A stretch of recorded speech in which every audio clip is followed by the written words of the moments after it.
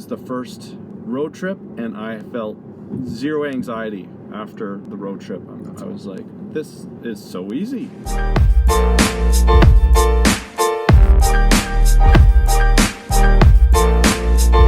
think you almost need to do one. You almost need to do a road trip. You have to do understand a road it, trip, and people. It's funny because people complain about them. Like, I want to take Tim on a road trip in December, and if he has time, and I think it would be a blast, and it would be in cold weather. Yeah. To show that this, even the Standard Range Plus, can do a road trip in cold conditions. Probably in conditions I wouldn't even want to drive. Exactly. With a gas vehicle, right? That's the thing too, is the rear wheel drive aspect too. On that side is like, it's funny because I think people just have a misconception that like the electric doesn't work and that there's always problems with rear wheel drive, right, in the winter kind of thing. Yeah. But it's not that at all. Like No. You actually don't run into those issues ever, really, right? Like, again, you have to adjust for it being cold, but it's like any gas vehicle.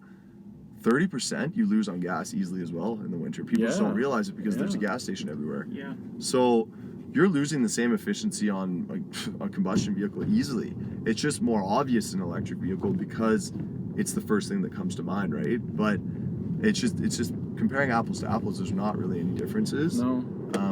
You're filling up quite a bit more when it's really cold out, right? So it's all doable. And again, it means one of the things on that too is with the Standard Range Plus is a lot of people still buy the dual motor long range. Mm-hmm. And same thing, I don't agree that you have to buy that. Like, I personally own the mid range, but that was a crazy scenario. Just fluke. A funny situation. I honestly wouldn't have bought, if that didn't happen, I would have bought the Standard Plus too, because I wouldn't have, the money spent on the long range doesn't make sense unless you're a daily driving to Edmonton or like something like a crazy commute. Like it doesn't make any sense. You don't need it.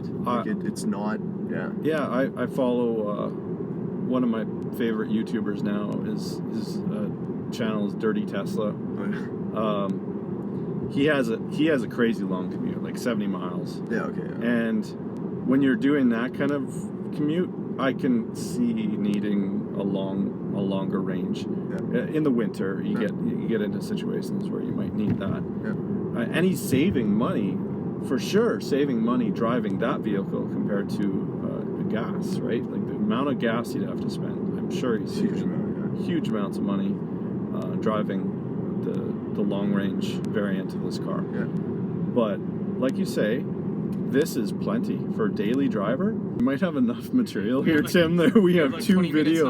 I'm like, I don't even know where we would cut. Where are we going to cut? We might have to do part What will we? Which is awesome, though. Good, yeah. It's so good. And that is awesome, by the way. Range anxiety and road trips, and yes, totally. You have to do a road trip because after you do the road trip, that might be the one thing that kind of convinces people.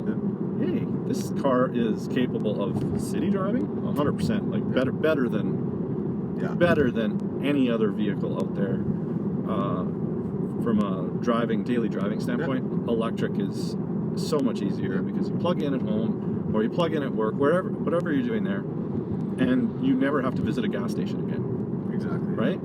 Like, and the time, like a lot of people don't realize, like, no matter how fast the gas pump is, it's still about 10-15 minutes out of the way of your commute. Yeah. If you, let's say, for me, comparison, I was going with work, probably the gas station every 5 days, probably. So in the sense of a month, you're saving about an hour of your time that you can now take back and do other things. Because when you get home or wherever you are at work, plug in your car, it takes maybe 5 seconds to plug it in.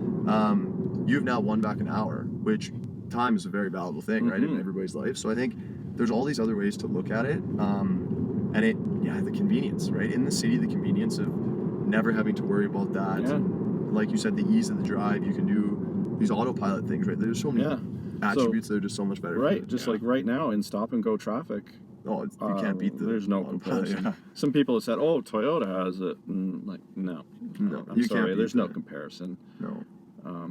We're programmed we're programmed to a certain way, right? Like, because this is all new. Yeah. And we just accept things the way they are. Yeah. And I think about going to get gas or going on road trips, and a lot of times people think about hypotheticals. Yeah. Like, oh, like when I want to drive to Vancouver, it's going to be this inconvenient. Like, well, how many times do you drive to Vancouver? Yeah. And Right? not How many times do stop. you go to Edmonton? Like, Yeah. yeah. And- so the one time yeah. you do it, if you do it, it's going to be like, it's going to add an hour to your trip, but throughout the course of a year, you get all these Yeah. benefits. Like, So yeah, if it's an Yeah. hour per the one trip you do a year, but you win an hour every month, that's 12 hours compared to one, right? Easily- like the easily ratio an is way hour. better, Do right? Do you know how Like, many times I've just gone out to get gas because Yeah. I had to get gas? yeah, because you're like, oh, tomorrow I have to drive here, I should get gas. Yeah, like Yeah, it's like I it's didn't an even. inconvenience, right? It is totally. Yeah. So I just don't understand the argument against it. No. I think it's because it's Yeah. new. It's new and it's different, Yeah. and people are. I think it's nervous, right? Yeah. Like, how do I'm driving a car that's on a battery, not gas. Yeah. But it's like you guys said, like who do you guys know that drive Teslas that have been stranded, right? No, Like, I don't know can't name anyone. them. I can't So, name them. I don't. and it's the same with gas. How many times, like some guys, like I'll push my car sometimes to empty. I'm like, Yeah. oh crap, I'm gonna. But I don't. Like I've only been stranded once, Yeah. like in 20 years. So Not to say that it has never happened. Yeah, But yeah. there was one crazy story where a guy drove up onto a lawn and plugged it into Oh, I someone's heard, house. yeah. I heard that. In What? But- You at least knock on the door, leave a note, yeah. tell them you'll pay them a few dollars for their electricity. Yeah, but yeah, like if you run out of gas in just a normal internal combustion engine vehicle, you're hooped. Yeah. You've got to phone somebody to bring a gas can Yeah. filled with a few liters of gas Try to get you to a gas to try to get you to a gas station. You're down to your last few kilometers, and you know you're not going to make it to your destination. You How can many literally knock places on every single door. I could Yeah. go to, like Yeah. every single place in this mall, and I bet you I would find an outlet. Yeah. You have an emergency. And that's one thing that we do have to get is a longer extension cord for that kind of emergency because we Yeah. don't have a longer one. But we have our plug-in, and This one, yeah. I bet you knock on 10 doors, and one of them will say, "Yeah, go ahead, $5, sure, Yeah. for an hour, that's fine." Exactly. You're Gets almost, you to where you need to go. you have that emergency literally everywhere. Like I Mhm. can't unless you're out again on the highway somewhere. But even there, the Yeah. chances that there's a 120 at like a rest stop or something Yeah. are way higher than someone's gonna have a jerry can standing there for everyone take one if you ran out of gas, right? Like Yeah. it's almost everywhere there's a saving grace for that. So you're not. Yeah, it's a weird thing to kind of think about because you don't realize like. Yeah, like you said in this mall here, you could go knock on a couple doors and someone for $5 would let you plug in, right, or whatever, Yeah. $10. Like you're in a lot better of a situation, but it's just I think it's just the mindset again, right? People Yeah. don't think about it like that. But as more companies, as well, like the electrification of like highways, right, like Right. fast charging becomes more popular, then people will start to not look at that of well, if I drive to Vancouver once every 10 years, I can actually do it, right? Because now those chargers are there, and more, like even Canmore, for example, now has Tesla. They have the Flow chargers, and they are getting the petrol ones, right? I think they're gonna have the petrol chargers. I think Canmore's Mhm. on that one. I'd have to double check. That's not 100% on that one, but again, so there's 3 different options there, right? Even Red Deer now, new Tesla chargers they're adding to their existing ones. They have Shell, Yeah. they have Yeah, Petro, yeah. they have all of them. So your drive to Edmonton again, even in a standard range or standard range plus, whatever it is, you never have to worry. Yeah, You just stop there quickly. That's a 15-minute stop at the most, right? Most, not like 10 you're in maybe. Edmonton, you get to your destination, you plug in there, or you do the supercharger at Edmonton, right? So, Yeah, and I wouldn't mind doing like a 100-kilometer-an-hour trip to Edmonton to see that you could go from 90% all the way to Edmonton.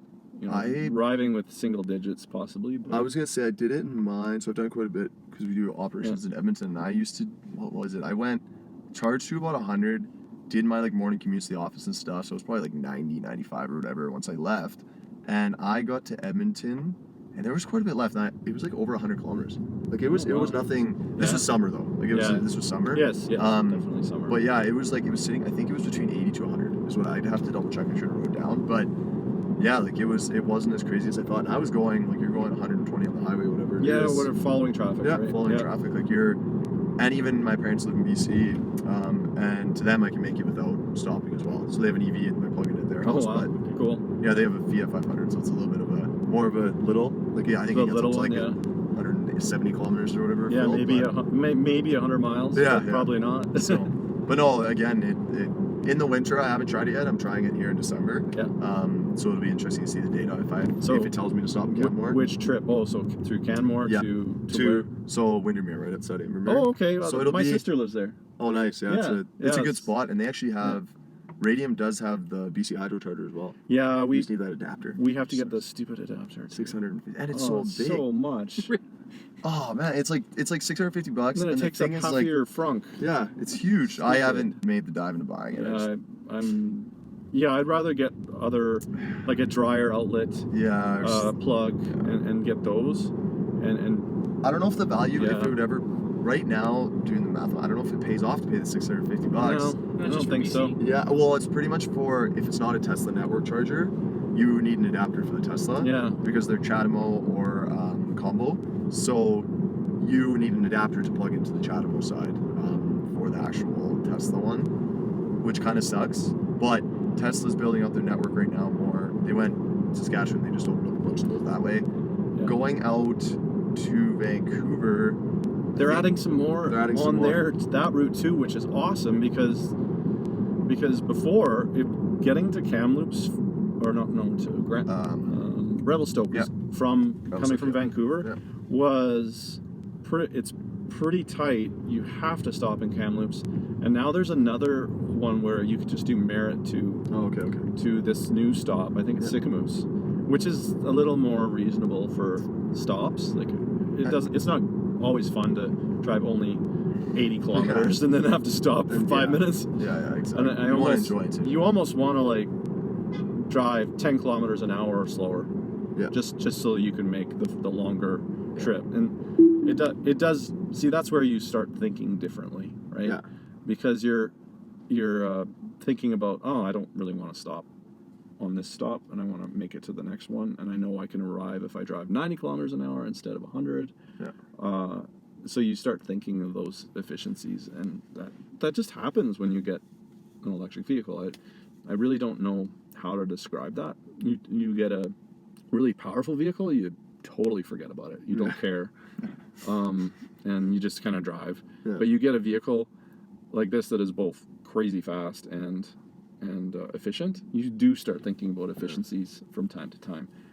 But if you don't need to drive efficient one day, you don't. You don't. Yeah. You drive like, haha, goodbye.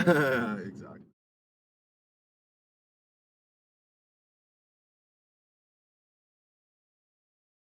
Thanks for watching. If you liked the video, then please give us a thumbs up. If you didn't, then feel free to give us a thumbs down. Don't forget to subscribe. We'll have regular content, and we don't want you to miss out. Absolutely. And if you have any tips or any questions about the car, tips for the videos, then feel free to comment down below. Please use our Tesla referral if we've helped you make a decision on going electric with the Tesla. If you're going electric with another manufacturer, that's great. For more bite-sized content, follow us on Instagram at Rocky Mountain Tesla. If you want to be a guest on the show, drive around in this and talk about EVs, then DM us or comment below as well. Awesome. Thank you.